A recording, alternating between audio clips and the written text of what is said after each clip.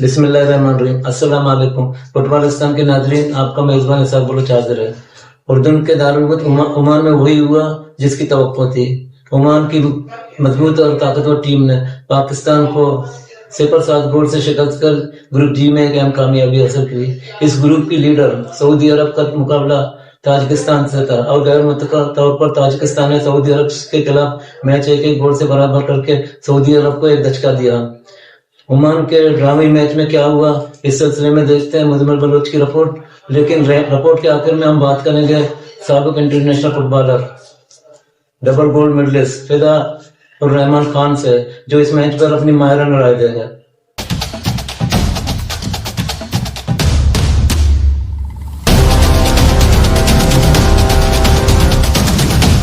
ना मेज़बानी का ख्याल, ना मेहमान नवाजी।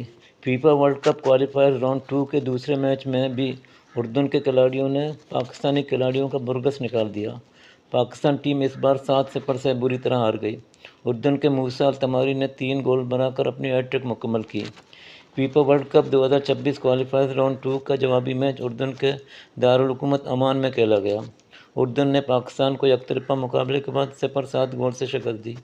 हाफ टाइम तक मेज़बान टीम को 0-2 गोल की बढ़तरी हासिल थी। दूसरे हाफ में फातेह टीम के फॉरवर्ड्स ने पाकिस्तान के नाकिस डिफेंस से फ़ायदा उठाकर मज़ीद 5 गोल दाग दिए। उर्दन की जानिब से मूसा अल तमारी ने 3 गोल करके अपनी हैट्रिक मुकम्मल की। यज़ान, सईद अल रोसान, अली अलवान और अबू मोहम्मद ने एक एक गोल स्कोर किया। इससे कबल उर्दन ने इस्लामाबाद में खेले गए मुकाबले में पाकिस्तान को 0-3 गोल से शिकस्त दी थी। इस्लामाबाद के जीना स्टेडियम में ग्रीन शर्ट्स और उर्दन के दरमियान मैच बरक़ रफ्तारी से शुरू हुआ। दूसरे इवेंट में उर्दन के मूसा तमारी ने अपनी टीम को बढ़तरी दिला दी। 9वें मिनट में पाकिस्तान के डिफेंडर के फाउल पर उर्दन को पेनल्टी किक मिली और अली अलवान ने उर्दन की أمر सबकत جيد بدأ 2-0 कर يتقدم दी और पहला إغلاق हाफ इसी स्कोर पर ابتعاد खत्म हुआ। दूसरे हाफ में المدرب पाकिस्तानी الإنجليزي टीम هذا का डिफेंस ساعات ممكن नस्बतन बेहतर يحطها रहा। स्ट्राइकर ने هنا भी गोल पर ياسر हमले هيا किए, لموسى هيا लेकिन لموسى कामयाबी ना هيا मिली। لموسى उर्दन के मूसा अल هيا तमारी को मौका मिला और لموسى उन्होंने अपना दूसरा और टीम का तीसरा गोल बनाकर उर्दन को 0-3 के मुकाबले 0-3 गोल से बढ़तरी दिला दी।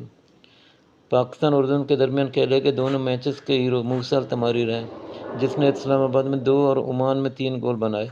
इस तरह तमारी ने मजबूती तौर पर 5 गोल स्कोर किए। ग्रुप जी में शामिल 4 टीमों सऊदी अरब, उर्दन, ताजिकिस्तान और पाकिस्तान के 4-4 मैचेस मुकम्मल हो गए। इस ग्रुप से सऊदी अरब ने 3 फतवा समेटी और 1 मैच बराबर करके 10 पॉइंट्स के साथ अव्वल पोजीशन पर कब्जा किया। उर्दन ने 4 मैचेस में 2 जीत कर और 1 बराबर के 7 पॉइंट्स के साथ 2 पोजीशन पर जगह बना ली। ताजिकिस्तान की तीसरी पोजीशन है। इस टीम ने 1 मैच जीता और 2 बराबर किया, जबकि टेबल पर बॉटम में मौजूद ग्रीन शर्ट खेले गए तमाम 4 मैचेस हार गई।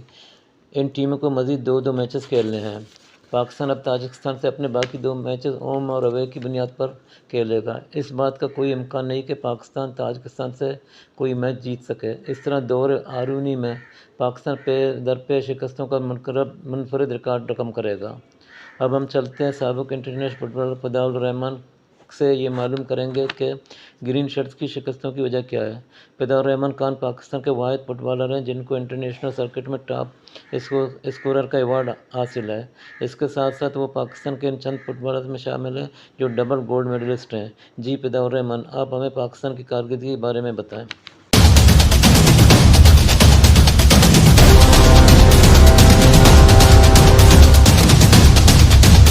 और जॉर्डन का वर्ल्ड कप क्वालिफाइंग राउंड का मैच हुआ,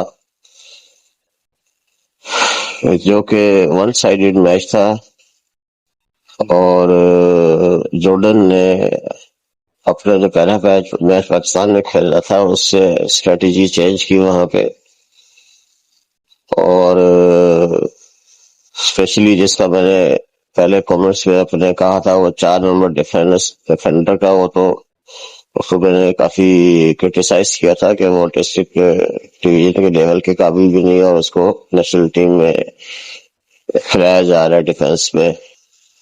नंबर 4 जर्सी नंबर है उसका, तो आज उसको नहीं खिलाया गया था लास्ट नाइट। तो बात यह है कि इन प्लेयर्स में इनकी कैपेसिटी ही इतनी है, इससे ज्यादा बेहतर नहीं खेल सकते। दूसरा जो basic method game of football है उसको इनको बताया ही नहीं गया कोच ने, या कोच ने बताया होगा ये अप्लाई नहीं कर पाते।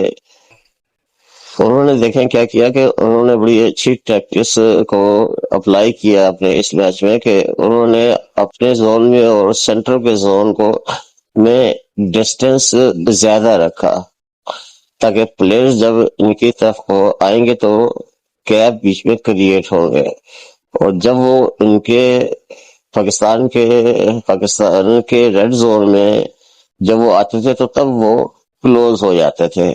फिर वो टच टच वाला सिस्टम वो खेलते थे, और देख लीजिए कि फिर भी 2 गोल स्ट्रेचिंग टैक्टिक्स पे हो गए, और तीसरा गोल भी हुआ, लेकिन वो रिफ्लेक्ट हो गया और उसके बाद फिर वो गोल हुआ, और 2 बॉल तो गोल पोस्ट से लग के वापस आए, और वो भी गोल होने थे। तो जहां तक, और स्पेशली जो कोच ने 2 प्लेयर स्ट्राइकर खिलाए, यानी कि आगे वहां के जो ओपोनेंट के डिफेंस के प्लेयर्स को एंगेज करने के लिए 7 नंबर और 17 नंबर, तो वो तो दोनों ने पूरे मैच में 1 बॉल या 2 बॉल या 3 बॉल सिर्फ टच किए, और उन्होंने पूरे मैच में 2 3 बॉल टच किए, इससे ज्यादा नहीं किए। 2 बॉल या 1 बॉल ऐसी कोई टच किए। बाकी जो मेन जो कोच साहब है, नंबर 5 में ख्याल उनकी जर्सी नंबर है, उनकी टैकलिंग का जो स्टेपिंग है वो सही नहीं है। वो एक दफा जब टैकल कर लेते हैं तो वो बिल्कुल बीट हो जाते हैं, देन वो दोबारा उसको, जो भी प्लेयर है उसको दोबारा उसको टैकल नहीं कर सकते। उनकी टेक्निकल और टेक्टिकल जो मिस्टेक्स हैं वो बहुत ज्यादा है इस टीम में, पाकिस्तान की टीम में। तो जिसकी वजह से मेरे ख्याल में अगर गोल होते तो वो कम से कम 10-11 गोल तो होने थे,